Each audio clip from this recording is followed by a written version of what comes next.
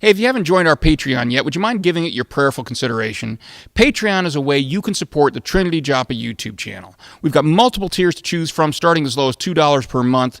Visit www.patreon.com/TrinityJoppa for all the details. Thank you. God bless.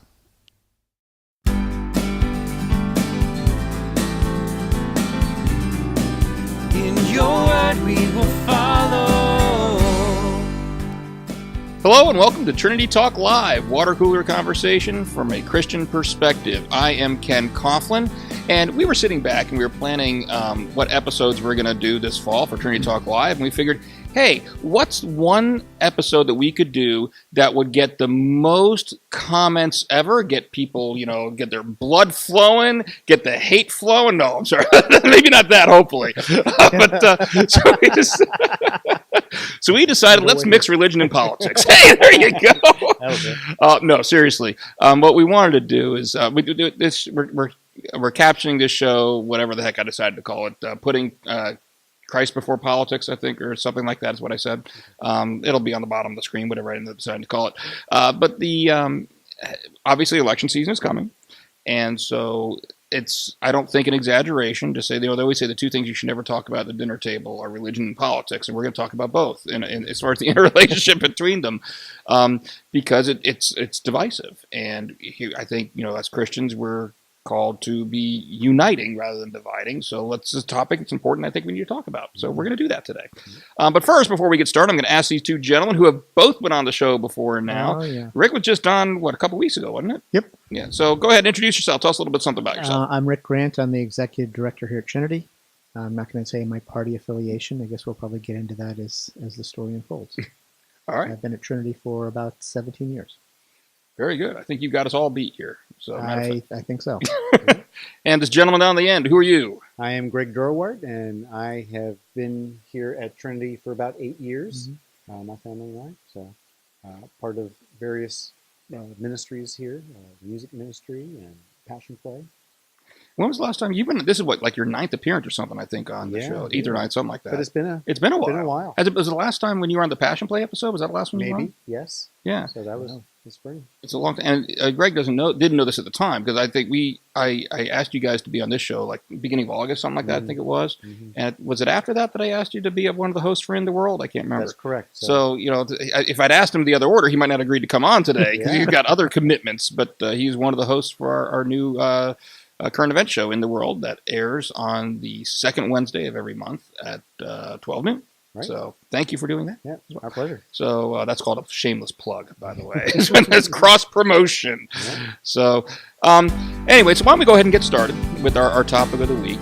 Putting Jesus before politics, or really, that's just a catchy name for it. But it's putting giving Christ primacy in our lives, in all aspects of our lives. And with we come upon the election season here, obviously that means politics as well. So what I want to start out asking you guys, and we'll see where the conversation goes, is obviously I think there's going to be an interrelationship between the two. I mean, if we are to be living out our faith in all aspects of our lives, that means in all aspects of our lives. So how do you see the overlap between, maybe just in general for starting, or however you want to take it, the overlap between your faith and those types of decisions you have to make in your lives that might be considered more political in nature? I'm going to turn it over to Greg to start. You want me to start? Yeah, go ahead. Sure. Okay. Well, I definitely feel like it inevitably intertwines amongst each other, religion and politics. I think the key, as you said, is to start with your faith walk and make that the priority in your life, and then how you live out that faith, whether it's through work or political activism, those can be tools to live out your faith. As my faith has grown and as I've become more politically aware and paying attention to policy positions and world events, it seems that my political philosophies tended to go in a certain direction, more conservative in nature,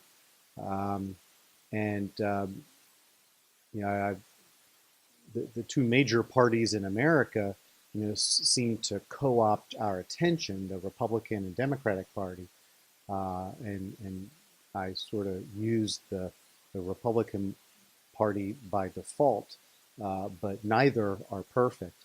Um, but it just seemed natural for me in terms of the way I uh, look at my faith and the governing values that stem from that have aligned with more conservative American political philosophies. It's a hard one to top. Since I'm sitting on the left, I guess people will know that I am not as conservative as. Well, only from our perspective, you're on the left. From their perspective, you're on the right. Oh, that's right. I'm a born and raised Democrat. Church life was new to me until 17 years ago, and it's certainly a balance trying to to keep your Christian faith on one side and your politics on the other side. Here at Trinity, I think I'm a bit of a rarity. The pastors know where I stand politically. Most of the people that I am friends with here at church know where I stand politically. And we tend to try to avoid any sort of caustic talk because it certainly can open up a whole can of worms and create a lot of anxiety among people. Isn't that the key? I like the word you use there, caustic talk. Is it possible to avoid even talking about these issues without them becoming caustic? It certainly is. Case in point, yesterday I was working with some friends from church. We were doing some construction work outside, and the topic came to pass about the new Supreme Court justice. And I've got a point of view on that, and they have a point of view on it, and they're certainly talking about that. And I just remain quiet. I just know where my thoughts are, and you certainly don't want to open up that can of worms because it can become rather, I don't want to say painful, but it certainly could. You could almost be ganged up on by people from the opposite side of your political world. Well, Greg, let me ask you, since you guys both outed yourselves now, you're the more conservative on the panel here, and just for an interest of full disclosure, I'm not.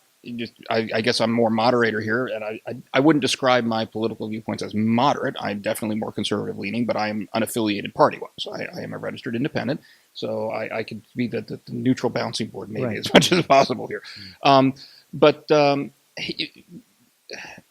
Rick brings up a point about there's a fear that if you I don't know, fear, maybe that's not the right word for right. it, but the idea that sometimes there's this concern that if you start talking about certain subjects, that it's going to feel like being ganged up on. Sure. How do we engender a spirit of discussion, of conversation, open and honest conversation, without it becoming personal attacks? Sure. I think for me personally, if we're having a conversation about a political issue, number one, whether it's my brother Rick or another Christian, you can tell if someone is genuine and walking a faith walk and has a political position that has logic backing it up, and that logic is trying to help advance a Christian philosophy. I think you just said you're logical, Rick. I think that's kind of what he just said. Theoretically. I'll make a note. So if both are coming from that perspective, then it's easy just to talk about issues and not make it personal attacks. And I think it's interesting, Rick, that you mentioned the Supreme Court justice, and I mentioned that I'm not affiliated. And I have found myself, as much as I swear off, I don't want to get into discussions on social media because it's not the right forum for it. It's just for a couple of reasons. One, you don't get tone of voice. You don't. It's hard to express yourself somewhat in that form. And frankly, the anonymity of the keyboard makes people into, let's just say, people they wouldn't be in person. They become writers. Yeah. Exactly. Yeah. But I have found myself in a very interesting position on some of these conversations lately, because I find, at least in that form, that you have people, not everybody, but a lot of people on one side that are showing extreme amount of animosity towards those on the other, and the colorful metaphors are flowing back and forth, right. and it's going both ways. And it's kind of funny because I've been making some comments here and there, responding to one person, and then saying, well, maybe maybe you should stop and think about this, what you just said. And of course, the people on the one side are liking my comment, and the next thing I have to say though is back to this other person. So, oh, wait a minute, maybe you need to think about this. Another person on this side's liking my comment. I don't know if everybody likes me or hates me when it comes to stuff like You're that. right down the center. Right down. I mean, I like you. I have my viewpoints on it. Right. But it's still, there's a matter of approach, I guess, and a matter of rush to judgment. I think lots of times on both sides, that is kind of my viewpoint. That needs to be kind of just slow down, slow the horse, and let's see what's going on here. But that also comes from my lawyer background, I'm sure, as well. Yes. I've been a lawyer for 2 decades now. So, Greg, you mentioned that you kind of fell into the Republican Party by default. I'm curious what you mean by that exactly. Okay. Enlighten us a little bit more on that. Sure. You could argue that either of the 2 major political parties in America have certain value structures that could be considered Christian in nature or biblical in nature, but neither are perfect. So when I say I'm using the Republican Party by default, it's almost as if I'm saying, it's the lesser of 2 evils, where maybe the lesser of 2 fallibly human created institutions. Yeah. You know. So I see the 2 major parties. They've been writing the election rules for so long that they've made it difficult for third parties to have a legitimate. So in the near term, they're still the only 2 games in town in terms of committee structures at the national level and stuff like that. So that's what I mean by that. I'm going to give you a chance to comment on that, to respond or build on it. What's your viewpoint as far as the relationship there, your personal relationship with political party, I guess? Well, like I say, I was kind of born into the Democratic Party. My wife always says that I'm more moderate than liberal. And at certain things, I guess I'm a little more middle-of-the-road Democrat. In today's world, we've got 2 very polarized sides politically. And in a lot of cases, are 2 very polarized sides religiously. Typically in most viewpoints, if you're a Christian, you're typically viewed as being a Republican, and I think that's kind of the perception. But not all Christians are Republicans. There are a lot of Christians who happen to be Democrats and independents. And I gave a sermon here in the fall. I think it was this past fall. I think it was the last one, or I don't remember now. But I think it was the one I gave on the book of Jonah, if I remember correctly. And one of the points I made was, I said that I know that out there in the congregation, I know we have Republicans out there, and I know we have Democrats out there. I'm kidding. I didn't say plural. I didn't say, because I knew your family was out there too. So no, I'm kidding. But and I said I know we have Republicans out there. We have Democrats out there in the pews, and I agree with you, Greg. I think that you have it's easier to have these conversations. We have somebody that have a certain logical structure, and we may not agree with what conclusions they're going to, but we can see where it's coming from a sincere heart, a true brother in Christ. And what I pointed out at that sermon is, look, we have people that have these disagreements, and yet look at the ministry we come together to do. Right. And I think that if we're truly being the church, that's the message we need to try to send. Is, hey, look, we can come together. We do not agree on everything, but we agree on one thing, and we agree on the primacy of Jesus, of Christ. Right. And if that's your starting point, then we should be able to have some conversations, below that, with that as our starting assumption. Okay, now let's work that out. Let's see how that works out in society. And if we do that, look, there are some things we're going to disagree about, but there are certain things we agree about. I venture to say that everybody on this panel agrees we should feed the hungry, right? Right. So let's get out there and feed the hungry, right? Mm-hmm. And so why is it, do you think, that we tend to focus on our differences more than we do the things that we could come together on? Well, one thing that has been pretty clear in my mind, the political structure in this country the past 30, 40 years has become more polarizing than it was before. And I have certain theories on that. We talked about the way the two major parties have structured things. Right. You look at the terms called gerrymandering, when you're drawing safe congressional or legislative districts to make it safer for one party or the other to remain in power. And when you do that on a consistent basis and an ongoing basis, it makes it easier for either side to go to those extremes because there's not going to be any consequences come election time.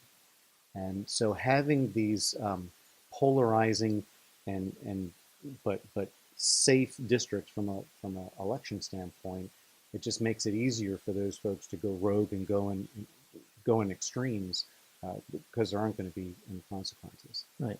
And I think, in the past, 10 years, if you use that as an example, the Tea Party came around and really kind of splintered, for a better word, the Republican Party. You've got people who are ultra conservative going to a far, far side. Mm-hmm.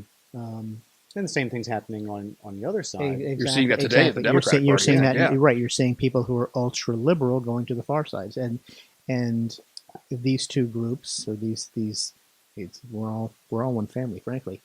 These two groups really refuse to see the light from each other's rooms, frankly. It's like people from the left don't want to think about the right, and the right doesn't want to think about the left. They think of each other. We almost demonize each other.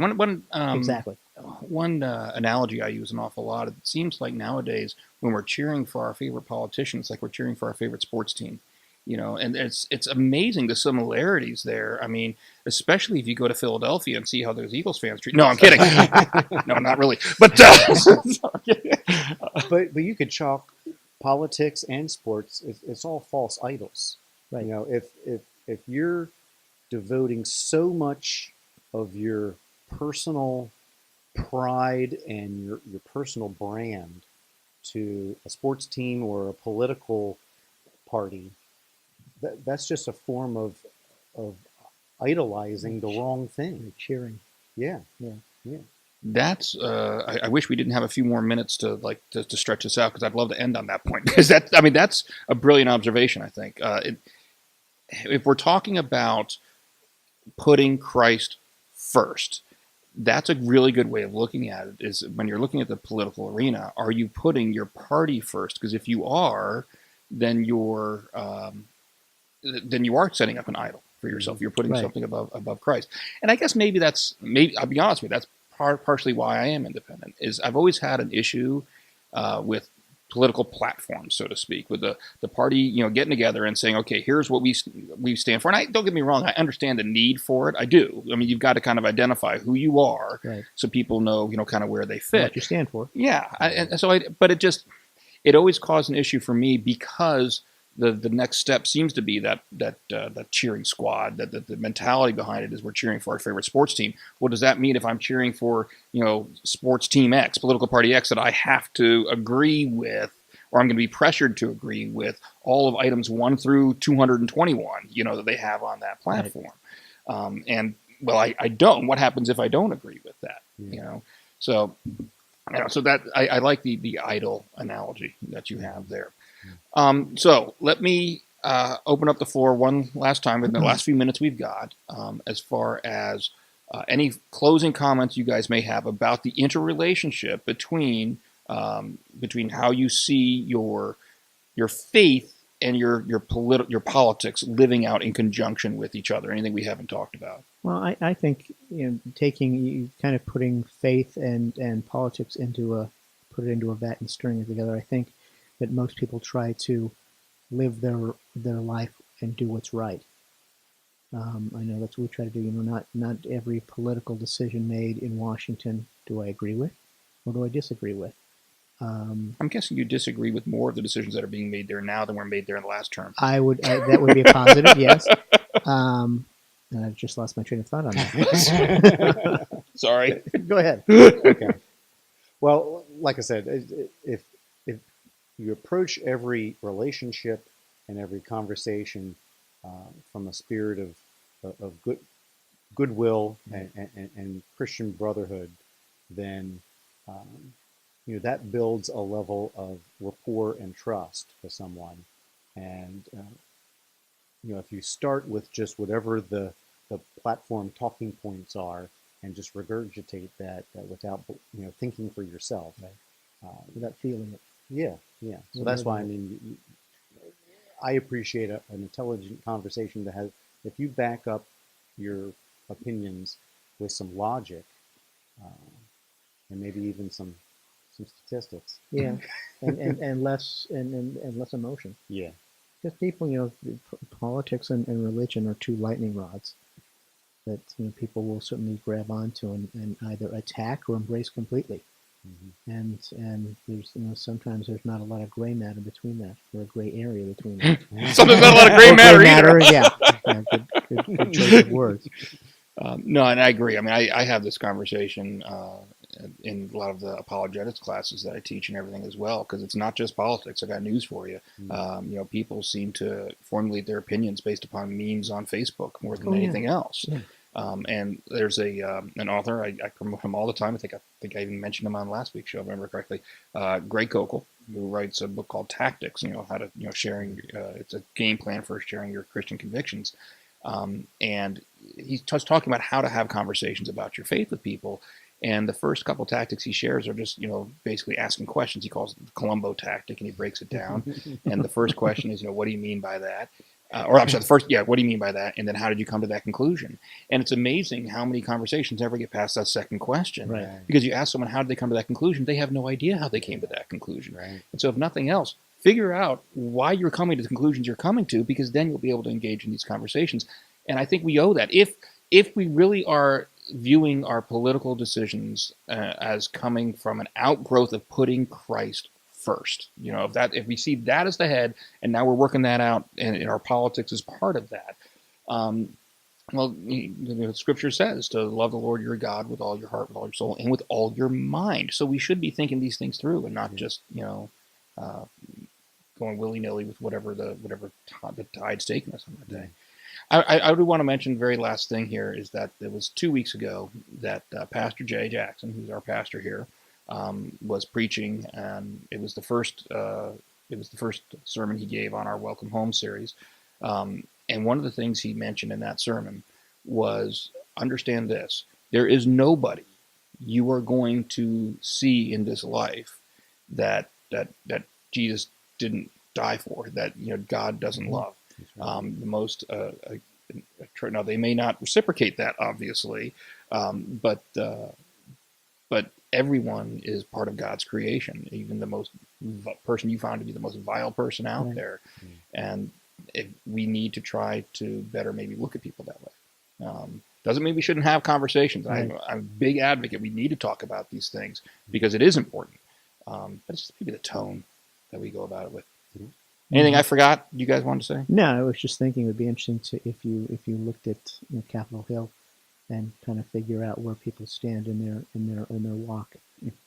Are they truly in Washington to do what's right, or are they truly in Washington to do what they want? Term limits will help.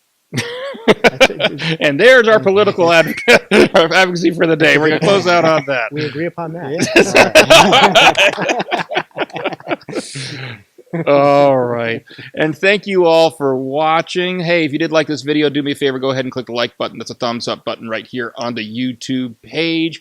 Also, subscribe to our YouTube channel and share this video. You know what? This is the type of thing that's designed to get a bunch of comments, so go ahead and share it. We welcome them. Comment on the video with whatever your viewpoints are on this. Also, as I mentioned the last couple of weeks, we did change our Facebook page. And Facebook page is no longer called Trinity Talk Live because we have 7 regular programs. And I'll drop another plug for Greg's In the World. That's one of the shows on there. We got a bunch of shows on there now. And so the Facebook page is called Trinity Joppa Channel. And it's promoting all 7 shows that are on the channel. So go ahead and give that a like as well. Thank you guys for coming on. And we'll have to get you back on again, Rick, because you got 2 times, and you did brilliant both times, man. You got to be comfortable now. I'm comfortable. We'll see if he says that while the camera's off. Sure. And we'll be seeing Greg again in the world, if nothing else. I'll see if I can still get you on here. Sounds good. All right. Thank you all for coming on. Thank you for watching. God bless. In your word we will follow.